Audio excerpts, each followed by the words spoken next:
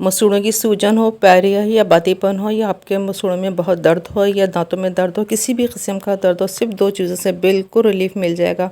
और ये पानी बना के आप काफ़ी दिन तक रख सकते हैं, ना ख़राब होता है, ना ही कोई स्मेल आती है इसमें। ये इतने अरसे तक आप चाहिए रखा रहने दें।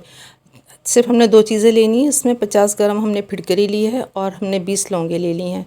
4 गिलास पानी के अंदर ये हमने जग में, आपको बनाने का तरीका बता देते हैं, बाद में हम इसको बॉटल में स्टोर कर लेंगे। 4 गिलास हमने साफ़ पानी हम लिया है और इसके अंदर हम ये जो हमने 20 लौंगे आपको दिखाई हैं ये हम इसमें डाल देंगे। और फिटकरी की डली जो जैसे 50 ग्राम है, चाहे तो आप इसको तोड़ कर डाल लें या आप इसको साबुत डाल लें, ये ऐसे ही हल हो जाएगी। इसको हम तकरीबन 3 दिन तक हम स्टोर करेंगे।